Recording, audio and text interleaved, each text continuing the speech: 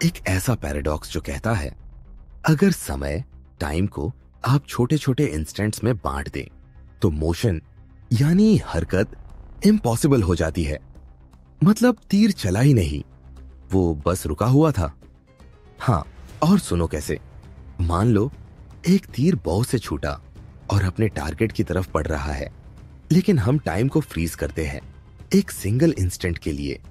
उस मोमेंट में तीर एक स्पेसिफिक लोकेशन पर है, वो ना आगे बढ़ रहा है ना पीछे जा रहा है, बस वही है। अब सोचो, अगले इंस्टेंट में फिर से ऐसा ही हुआ, फिर अगले में भी।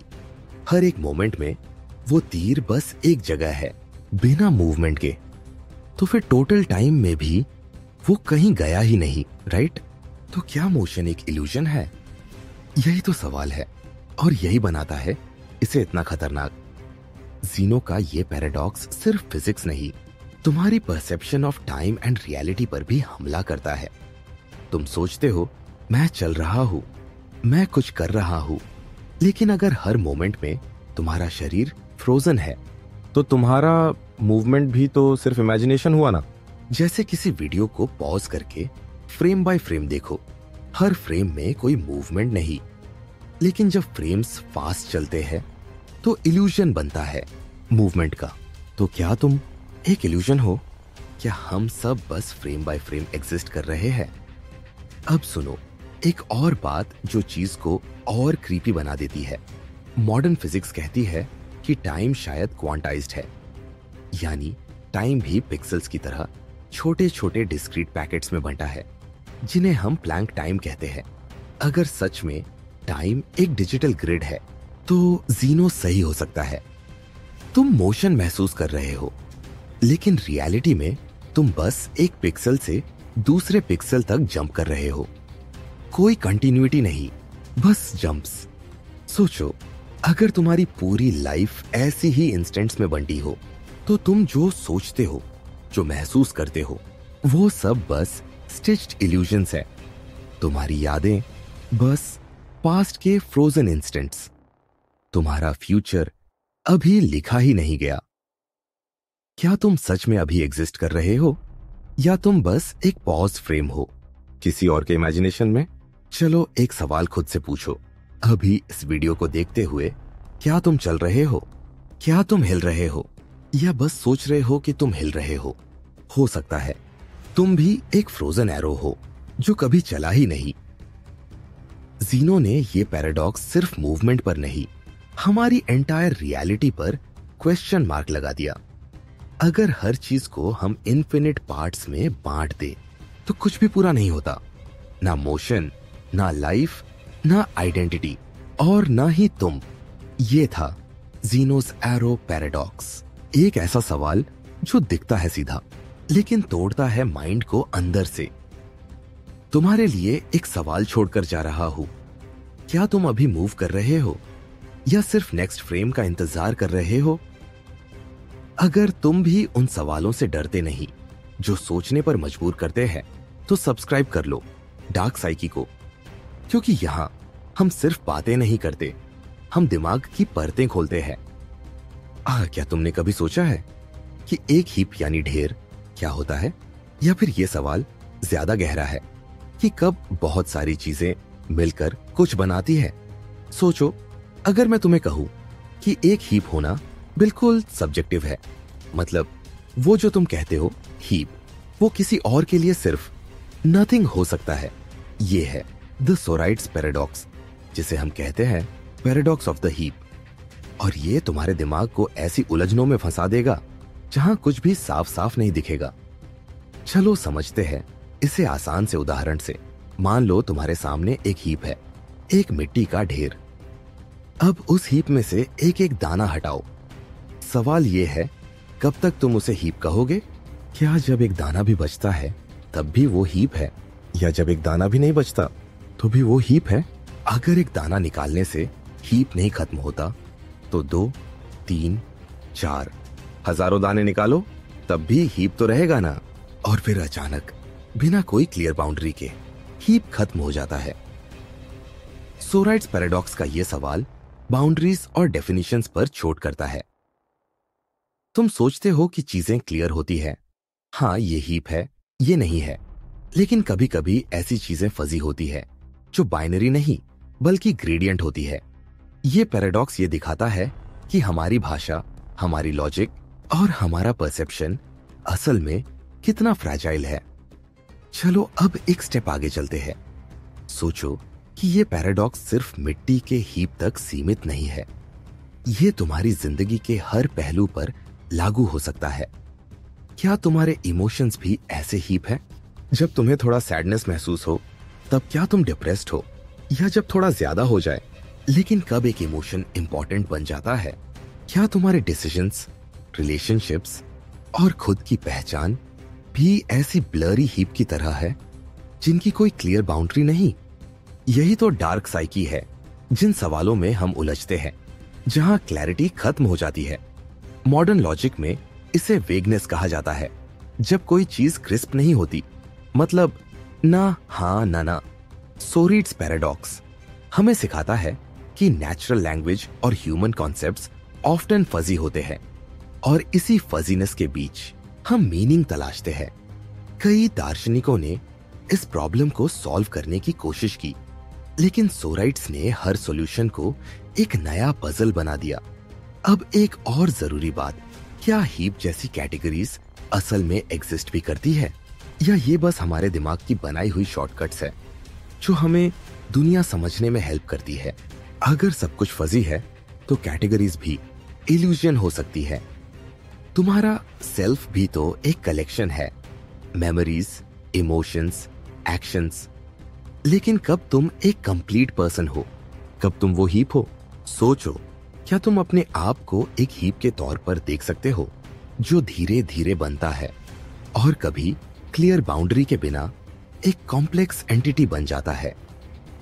और जो लोग कहते हैं मैं वो हूं जो मैं हूं, वे शायद सोराइट्स पैराडॉक्स में फंसे हैं, क्योंकि मैं की कोई क्लियर डेफिनेशन नहीं।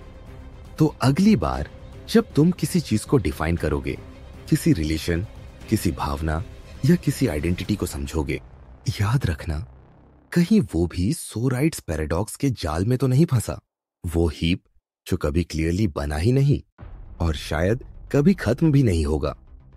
ये था द सोराइट्स पैराडॉक्स, एक ऐसा सवाल जो चीजों को क्लियर करने की कोशिश में तुम्हारे दिमाग को उलझा देता है। तुम्हारे लिए यह सवाल छोड़ जाता हूं, क्या तुम सच में वो हो जो तुम सोचते हो, या बस उन छोटे छोटे हिस्सों का भ्रम हो? जब खुद की पहचान भी फजी हो जाए तो फिर सवाल उठता है, क्या सच और झूठ के बीच भी इतनी धुंधली लाइन होती है? चलो अब एक ऐसे पैराडॉक्स की तरफ बढ़ते हैं जो ट्रूथ और लाई की दुनिया को हिलाकर रख देगा। और एक बार वहां पहुंच गए तो फर्क समझना आसान नहीं होगा। क्या तुमने कभी सोचा है, अगर तुम्हें एटम बाय एटम तोड़ दिया जाए और फिर एकदम परफेक्ट कॉपी तुम्हारे जैसे कहीं और बना दिया जाए, तो क्या वो तुम ही हो? ये है द टेलीट्रांसपोर्टेशन पैराडॉक्स, एक ऐसा सवाल जो तुम्हारे एग्जिस्टेंस, आइडेंटिटी और कॉन्शियसनेस को चुनौती देता है। आज के साईफाई में टेलीपोर्टेशन आम बात हो गई है। स्टार ट्रेक से लेकर ब्लैक मिरर तक सब ने इस आइडिया को एक्सप्लोर किया है। लेकिन ये बात क्यों इतनी डिस्टर्बिंग लगती है? क्योंकि टेलीपोर्टेशन मतलब तुम्हारे शरीर के सारे एटम्स को एनालाइज करना, डिसमेंटल करना, फिर कहीं और फिर से असेंबल करना। लेकिन सवाल ये उठता है, क्या वो असेंबल्ड कॉपी तुम्हारी ओरिजिनल सेल्फ होगी, या फिर ओरिजिनल मर चुका होगा और तुम्हें एक नया वर्जन मिलेगा? आइडेंटिटी का मतलब है कॉन्टिन्यूटी, वो अनइंटरप्टेड एक्सपीरियंस जो तुम्हें तुम बनाता है। पर अगर तुम्हारा ओरिजिनल डिस्ट्रॉय हो जाता है तो कॉन्टिन्यूटी टूट जाती है। क्या तुम्हारा कॉन्शियसनेस जो तुम्हारे अंदर चलता है टेलीपोर्टेशन में सरवाइव कर सकता है, या वो बस एक इल्यूजन है? यह पैराडॉक्स हमारे दिमाग को उलझा देता है। क्या हम वही रहते हैं अगर हमें एटम बाय एटम रिप्लेस कर दिया जाए, या फिर हम नए कॉपीज के रूप में बस एग्जिस्ट करते हैं? सोचो, टेलीपोर्टेशन कितनी बड़ी प्रॉमिस देता है। Instant travel, no distance, no time loss. लेकिन वो दरअसल क्या है? एक elaborate way to kill the original you, और तुम्हें बस एक कॉपी दी जाती है जो तुम्हारी मेमोरीज, हैबिट्स और पर्सनालिटी होल्ड करती है, पर उसमें वो ओरिजिनल तुम्हारा कॉन्शियसनेस नहीं होगा। मॉडर्न न्यूरोसाइंस कहता है कि कॉन्शियसनेस एक कंटिन्यूअस प्रोसेस है जो न्यूरॉन्स के कॉम्प्लेक्स नेटवर्क से जुड़ा है, और ये नेटवर्क अचानक डिस्ट्रॉय हो जाए तो कॉन्शियसनेस भी खत्म हो जाती है। तो टेलीपोर्टेशन में अगर ओरिजिनल ब्रेन डिस्ट्रॉय हो गया तो कॉन्शियसनेस खत्म और बस एक रेप्लिका बचेगा। तुम वो रेप्लिका हो सकते हो, पर वो तुम नहीं हो। ये paradox classical ship of Theseus से जुड़ा है, जहां एक जहाज के सारे पार्ट्स धीरे धीरे बदले जाते हैं, लेकिन जब सारे पार्ट्स अलग हो जाएं, क्या वो वही जहाज रह जाता है? अब इमेजिन करो, टेलीपोर्टेशन में एक बार में सारे पार्ट्स बदल दिए जाते हैं, तो आइडेंटिटी और एग्जिस्टेंस का सवाल और भी बड़ा हो जाता है। अब एक चिलिंग थॉट, क्या तुम अपने जीवन में कभी खुद को टेलीपोर्टेशन की स्थिति में पाओगे? अगर हां, तो तुम्हें क्या लगेगा? क्या तुम उस न्यू बॉडी को अपनाओगे, या तुम्हें लगेगा कि तुम मर गए? और अगर असली तुम मर गया, तो क्या तुम्हारा जीवन का मीनिंग खत्म हो जाएगा? टेलीपोर्टेशन का वादा इमोर्टैलिटी जैसा लगता है, लेकिन असल में ये एक इल्यूजन है जो तुम्हें डेथ की रियलिटी से दूर रखता है। ये पैराडॉक्स एक रिमाइंडर है कि टेक्नोलॉजी के पीछे छुपा सच हमेशा वैसा नहीं होता जैसा दिखता है। तो अगली बार जब कोई तुम्हें टेलीपोर्टेशन की बात करे, याद रखना, कहीं वो तुम्हें धोखा तो नहीं दे रहा। क्या तुम वही रहोगे या बस एक इल्यूजन बनोगे? जब एग्जिस्टेंस का ही सवाल दिमाग को उलझा दे, तो फिर नंबर और इन्फिनिटी की दुनिया में जाने का मन करता है।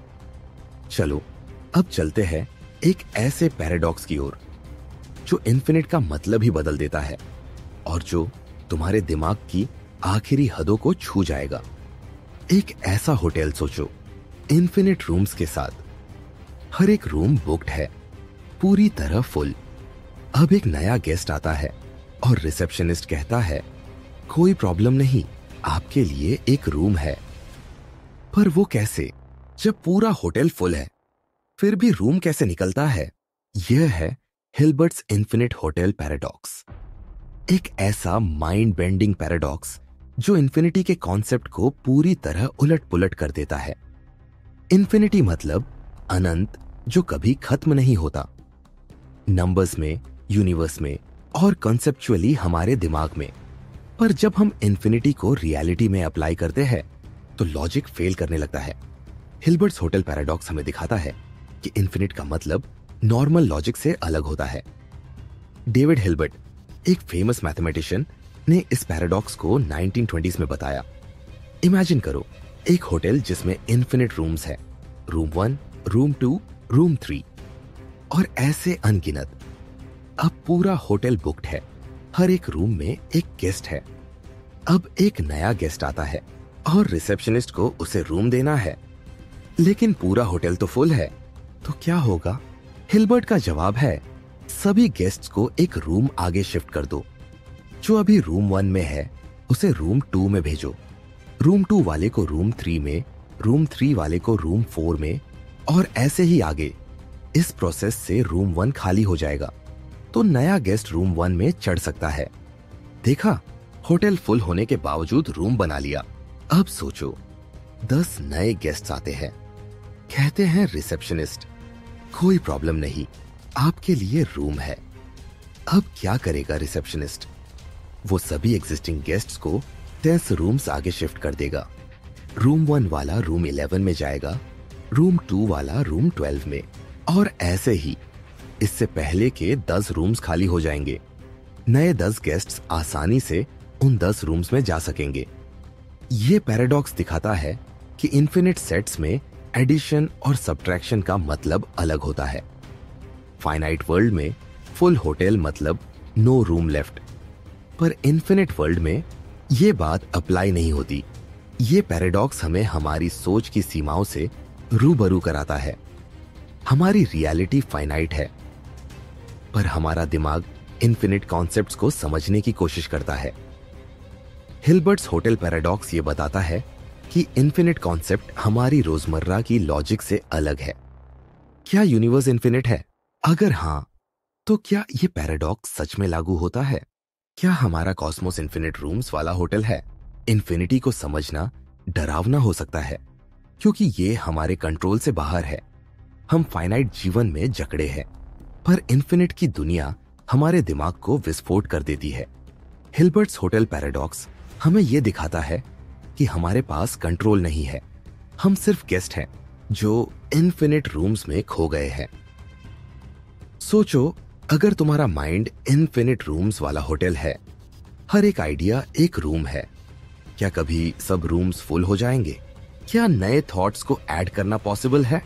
हिल्बर्ट्स पैराडॉक्स कहता है, हाँ, इन्फिनिट कैपेसिटी है, पर समझो ये तुम्हारे माइंड की एंडलेस क्रिएटिविटी को भी दर्शाता है। हिल्बर्ट्स होटल पैराडॉक्स हमें इन्फिनिटी की गहराई में ले जाता है, जहां नॉर्मल रूल्स फेल होते हैं।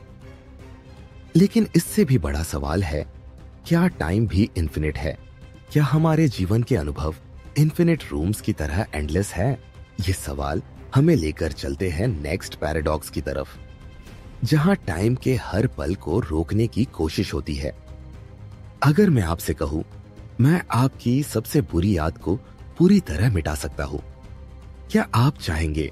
क्या दर्द उस वक्त तक ही होता है जब तक याद रहती है, या अगर वो मेमोरी इरेज हो जाए तो क्या आप सच में हील हो जाएंगे? यह सवाल है मेमोरी इरेजर पैराडॉक्स का, जो हमारी इमोशंस, आइडेंटिटी और दर्द की समझ को चैलेंज करता है। मान लीजिए कोई एडवांस टेक्नोलॉजी है जो आपकी पेनफुल मेमोरीज को डिलीट कर सकती है। आपका कोई बुरा एक्सपीरियंस जैसे हार्ट ब्रेक, फेलियर या ट्रॉमा एक क्लिक में डिसअपीयर हो जाता है। लेकिन क्या सच में वो दर्द खत्म हो जाता है? हमारी मेमोरीज हमारी आइडेंटिटी का हिस्सा है। अगर हम पेनफुल मेमोरीज को हटाते हैं तो क्या हम वही इंसान रहेंगे? दूसरी तरफ बिना पेन के हम खुश रह सकते हैं, पर क्या खुशी आर्टिफिशियल होगी क्योंकि उसका आधार सच नहीं होगा? साइकोलॉजिस्ट्स कहते हैं, दर्द और सफरिंग से ही हम सीखते हैं, हमारा माइंड मैच्योर होता है और हम स्ट्रांग बनते हैं। पेन को अवॉइड करना एक नेचुरल डिजायर है, लेकिन वो पेन ही हमें लाइफ के सच से कनेक्ट करता है। क्या बिना दर्द के जिंदगी मीनिंगफुल हो सकती है? अगर हम सिर्फ खुशियों को याद रखें तो क्या वो एग्जिस्टेंस एक इल्यूजन बन जाएगी? जब हम किसी को खो देते हैं या हार्ट ब्रेक से गुजरते हैं, हमारा माइंड उस दर्द को याद रखता है, जो हीलिंग प्रोसेस का हिस्सा है। अगर हम उसे भूल जाए, क्या हम हीलिंग से बच तो नहीं रहे? साइंस भी बताती है कि मेमोरीज ब्रेन में कॉम्प्लेक्स न्यूरल नेटवर्क्स में स्टोर होती है। एक मेमोरी को इरेज करना इतना आसान नहीं, और अगर कोई मेमोरी इरेज कर भी दी जाए तो उससे जुड़ी इमोशंस और सबकॉन्शियस पैटर्न्स कैसे खत्म होंगे? अगर टेक्नोलॉजी ऐसी आ जाए तो क्या हमें यूज करना चाहिए? क्या पेनफुल मेमोरीज को मिटाना एथिकल होगा, या क्या ये हमारी ट्रू सेल्फ को खो देने जैसा होगा? हम अपने आप को कभी कभी भूलने की कोशिश करते हैं।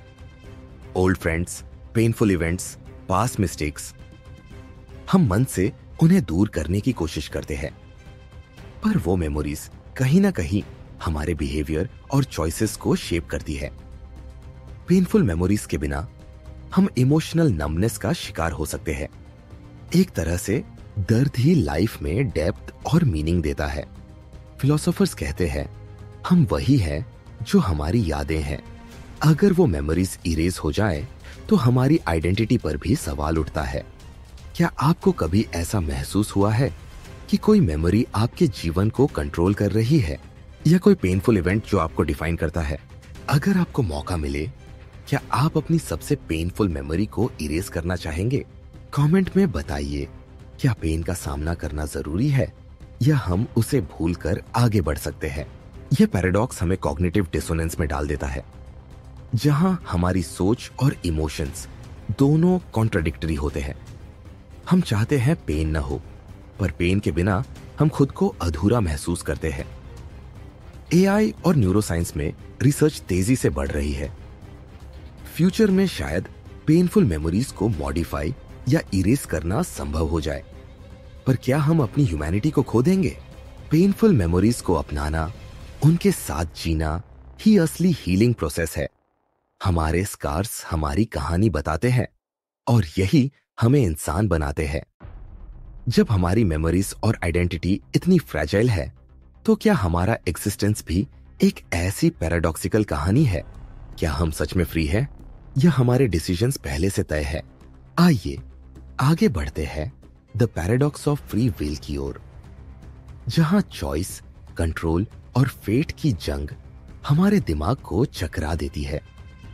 जब हमारी यादें हमें डिफाइन करती है, तो क्या हम सच में अपनी जिंदगी खुद चुनते हैं? चलो जानते हैं अगला paradox, the paradox of free will. हम सोचते हैं हमारी जिंदगी के हर फैसले हम खुद करते हैं। हमारी फ्री विल हमें ये पावर देती है किसी भी दिशा में जाना, किसी भी रास्ते को चुनना। पर क्या ये सच में हमारी चॉइस है या हमारी जिंदगी पहले से ही किसी बड़े प्लान की तरह लिखी हुई है? यह है the paradox of free will, जो आपकी सोच को हिलाकर रख देगा। फ्री विल का मतलब है हम अपने एक्शंस और डिसीजंस खुद चूज करते हैं, बिना किसी एक्सटर्नल फोर्स के इन्फ्लुएंस के। ये कॉन्सेप्ट हमारे एथिक्स, लॉज और मोरल रिस्पॉन्सिबिलिटी की नींव है। पर पैराडॉक्स ये है, अगर हमारा हर एक्शन कोई कारण, कॉज देता है, तो क्या हम सच में फ्री है? किसी भी डिसीजन के पीछे कोई ना कोई वजह होती है। हमारे पास्ट एक्सपीरियंसेस, जेनेटिक्स, एनवायरनमेंट, ये सब हमारे चॉइसेस को शेप करते हैं।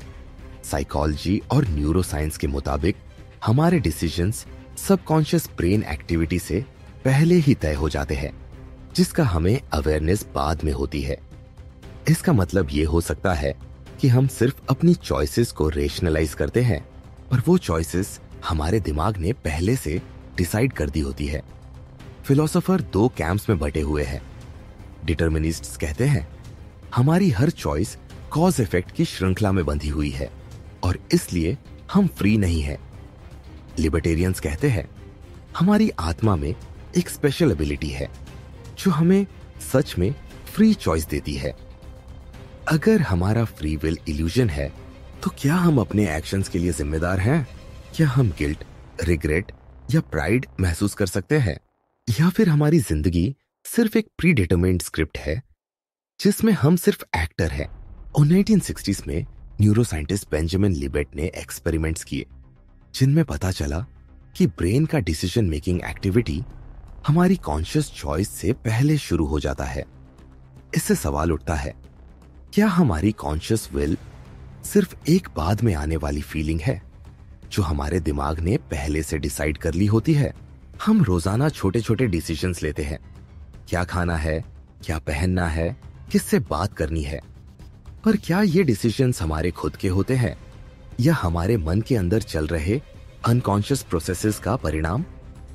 क्या आप कभी महसूस करते हैं कि आपका माइंड आपके ऊपर कंट्रोल रखता है, या आपने कभी ऐसा किया जो आपके सोच से अलग था? कमेंट करें, क्या आपके डिसीजंस सच में आपके खुद के होते हैं? कुछ थिंकर्स कहते हैं हमारा फ्री विल सिर्फ एक इल्यूजन है जो ब्रेन ने बनाया है ताकि हम अपने एक्शंस को समझा सके और कंट्रोल महसूस कर सके। पर इल्यूजन होने के बावजूद क्या इसका एग्जिस्टेंस हमारी जिंदगी को मीनिंगफुल नहीं बनाता? अगर फ्री विल नहीं है, तो लॉस और पनिशमेंट्स का क्या होगा? क्या हम क्रिमिनल्स को पनिश कर सकते हैं जब उनकी चॉइसेस उनके कंट्रोल में नहीं है? क्या आपने कभी ऐसा महसूस किया है कि आपकी जिंदगी में कुछ चीजें आपके कंट्रोल से बाहर हैं और फिर भी आप अपनी जिंदगी के लिए जिम्मेदार महसूस करते हैं? हम अक्सर खुद को याद दिलाते हैं कि हमारे पास चॉइस है ताकि हम एम्पावर्ड महसूस करें। ये बिलीफ हमारे मोटिवेशन और मेंटल हेल्थ के लिए जरूरी है। कुछ मॉडर्न फिलोसोफर्स और साइंटिस्ट्स कहते हैं फ्री विल और डिटर्मिनिज्म दोनों कोएग्जिस्ट कर सकते हैं। इस थ्योरी को कहते हैं कंपैटिबिलिज्म, जिसमें हम कह सकते हैं कि हमारी चॉइसेस डिटरमिन्ड हैं, पर फिर भी हम मॉरल एजेंट्स हैं क्योंकि हम रीजनिंग कर सकते हैं। तो आखिर फ्रीडम है क्या? क्या फ्रीडम मतलब है कोई भी चॉइस बिना किसी कारण के करना, या फ्रीडम मतलब है अपने कारणों को समझना और उनका कंट्रोल करना? The paradox of free will हमें ये सोचने पर मजबूर करता है कि हम कौन हैं, क्या हमारा कंट्रोल है और हमारी जिम्मेदारी कहां तक है। जब हम फ्रीडम की बाउंड्रीज को सोचते हैं तो जिंदगी के सबसे बड़े सवालों में से एक भी सामने आता है। क्या जीना सच में बेटर है या फिर न होना? क्यों कुछ लोग सोचते हैं कि नेवर बीइंग बॉर्न ही बेहतर होता? यह है द पैराडॉक्स ऑफ ट्रेजेडी, जिसे कहा जाता है बेनेटर्स एसिमेट्री। हम सबने कभी न कभी दर्द, सफरिंग और दुख महसूस किया है।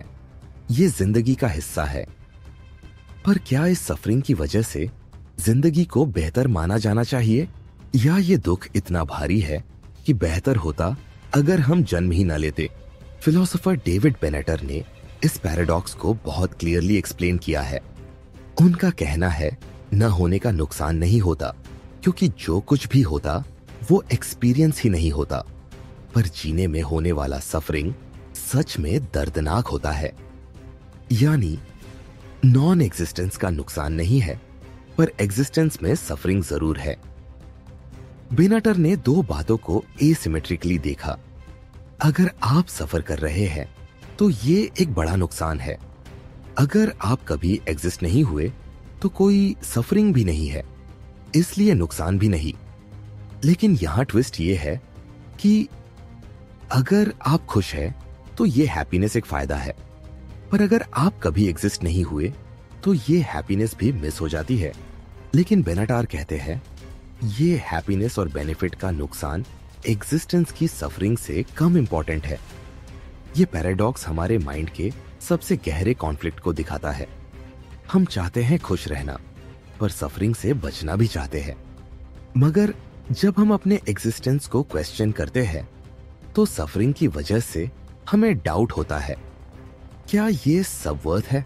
ये पैराडॉक्स एग्जिस्टेंशियल एंग्स्ट की वजह बन सकता है, एक डीप सैडनेस जो हमें खुद के एग्जिस्टेंस पर सवाल करने पर मजबूर करता है।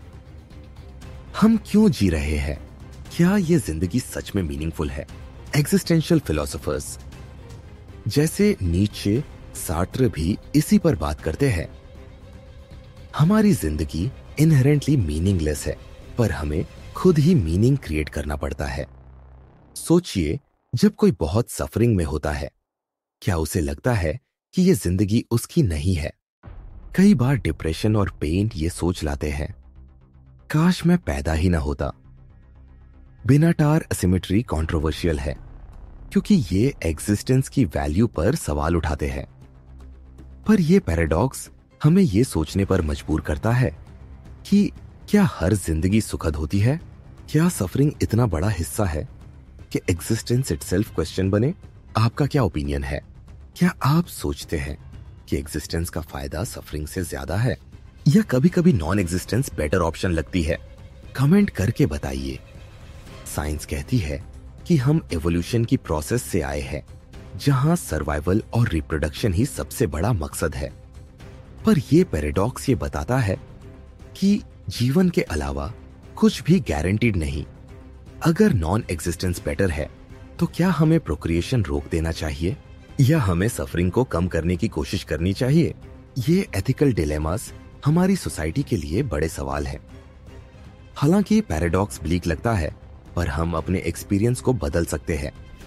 पॉजिटिव साइकोलॉजी, थेरेपी और सपोर्ट से सफरिंग को मैनेज किया जा सकता है। हम अपनी जिंदगी मीनिंगफुल बना सकते हैं, भले ही इनिशियल एग्जिस्टेंस क्वेश्चन हो। द पैराडॉक्स ऑफ ट्रेजेडी हमें यह सिखाता है, जीवन में सफरिंग अनडिनाएबल है, पर एग्जिस्टेंस का अर्थ हम खुद बनाते हैं।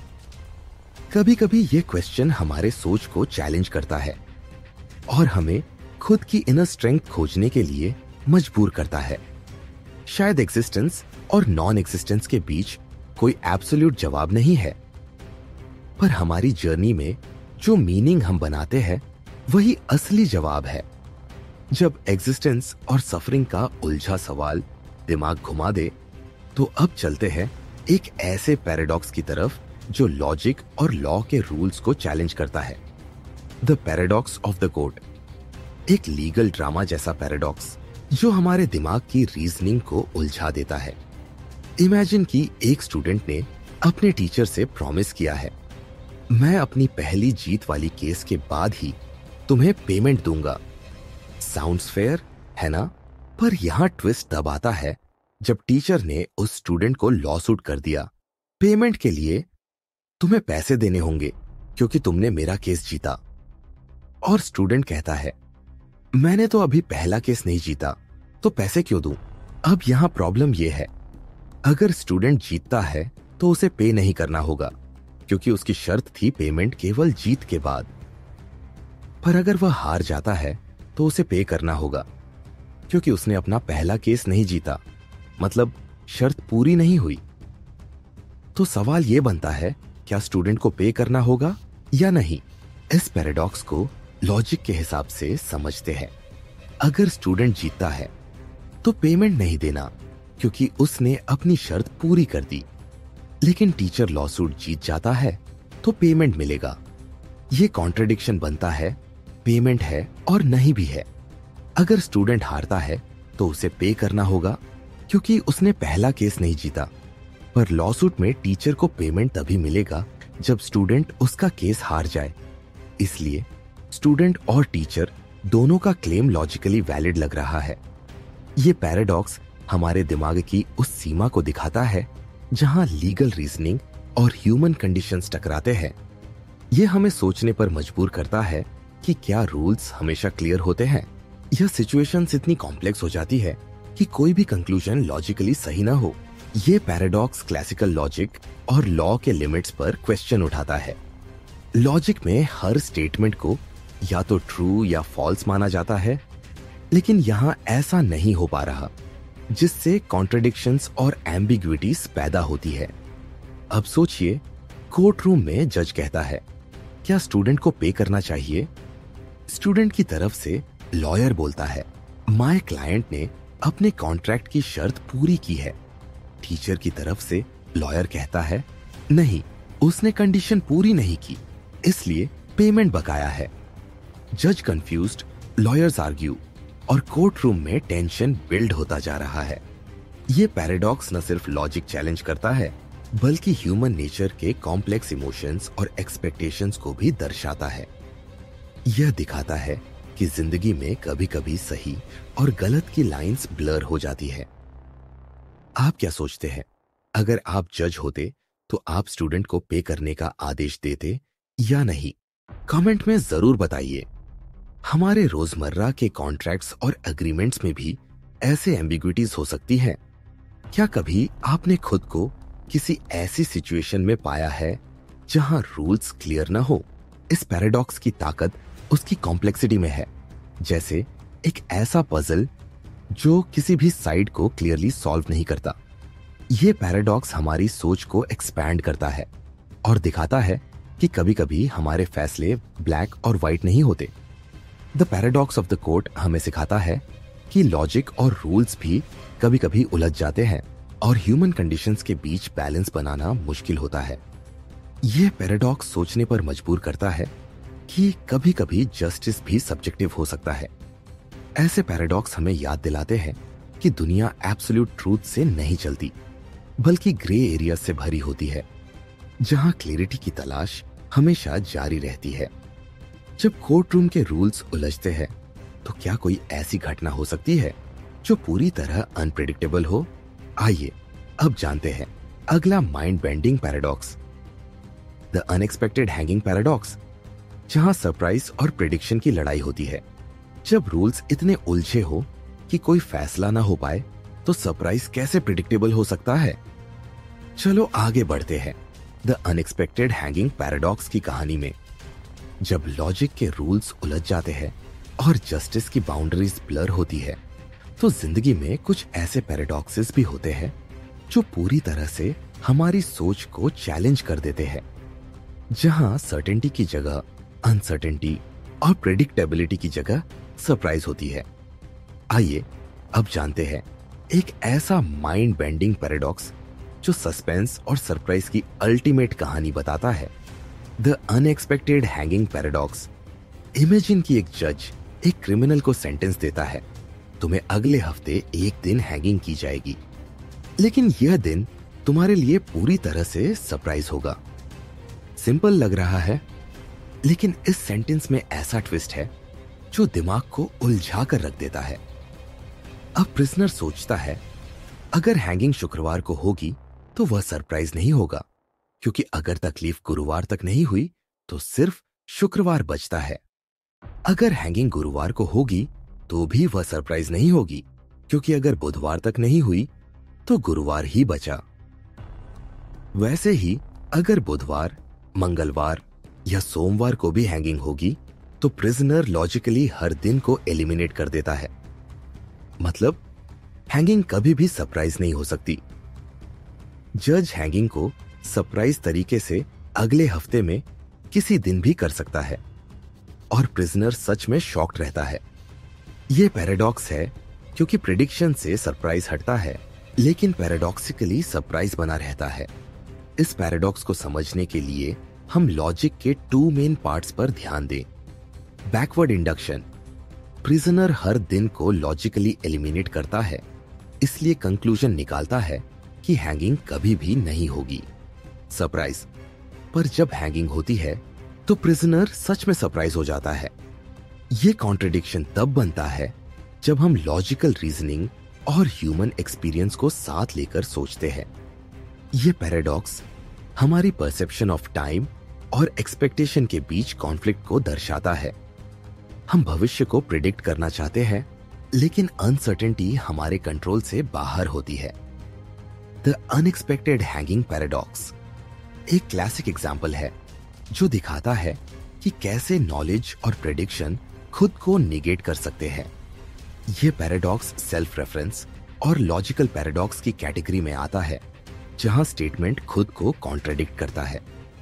प्रिजनर दिन रात सोचता है कल हैंगिंग नहीं होगी, कल नहीं तो परसों होगी, फिर भी सरप्राइज होगा।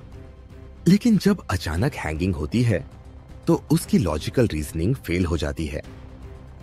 अब आप सोचिए, क्या सच में फ्यूचर को प्रिडिक्ट करना पॉसिबल है, या हमारी लॉजिकल थिंकिंग ही हमें ट्रैप करती है? कमेंट में बताइए, क्या आप इस पैराडॉक्स से सहमत हैं? ये पैराडॉक्स हमारे लाइफ के कई सिचुएशन से जुड़ा हो सकता है, जैसे अचानक आने वाले चेंजेस, अनएक्सपेक्टेड इवेंट्स या वो सरप्राइजेस जो हमारी प्लानिंग को तोड़ देते हैं। सोचिए, अगर आप प्रिजनर होते तो क्या आप हैंगिंग के दिन को लॉजिकली निकाल पाते या सरप्राइज की उम्मीद रखते? यह पैराडॉक्स हमें एक डीप साइकोलॉजिकल ट्रूथ दिखाता है कि कभी कभी हम जितना सोचते हैं उतना कंट्रोल हमारे पास नहीं होता। द अनएक्सपेक्टेड हैंगिंग पैराडॉक्स हमें सिखाता है कि किसी भी चीज को पूरी तरह से प्रेडिक्ट करना और कंट्रोल करना संभव नहीं होता। यह पैराडॉक्स हमारे सोच के लिमिट्स और रियलिटी के अनिश्चित पक्ष को हाईलाइट करता है। यह पैराडॉक्स एक सच्चाई को सामने लाता है कि जीवन के मोस्ट इंपैक्टफुल मोमेंट्स अक्सर वही होते हैं जिन्हें हम प्रेडिक्ट नहीं कर सकते, और यही अनसर्टेनिटी हमारी जिंदगी को मिस्टीरियस और इंटरेस्टिंग बनाती है। तो अगली बार जब आप किसी सरप्राइज के बारे में सोचें, याद रखिए, कभी कभी उस सरप्राइज की अनप्रेडिक्टेबिलिटी ही उसकी असली ताकत होती है। अगर आपको ये पैराडॉक्स पसंद आया हो तो जरूर कमेंट करें और शेयर करें, और ऐसे ही माइंड बेंडिंग पैराडॉक्सेस के लिए जुड़े रहिए मेरे साथ डार्क साइकी चैनल पर। इस वीडियो ने अगर तुम्हारे सोचने के तरीके को चैलेंज किया है तो लाइक जरूर करो। कमेंट्स में बताओ कि कौन सा पैराडॉक्स तुम्हारे दिमाग में सबसे ज्यादा उलझ गया, और डार्क साइकी को सब्सक्राइब करो, क्योंकि यहाँ हम हर हफ्ते लेकर आते हैं ऐसे माइंड बेंडिंग सवाल जो तुम्हें खुद से ही सवाल करवाने पर मजबूर कर देंगे। बेल आइकन दबाओ ताकि अगली बार जब हकीकत और भ्रम के बीच की रेखा धुंधली हो तो तुम सबसे पहले जानो। The darker you think, the deeper it gets.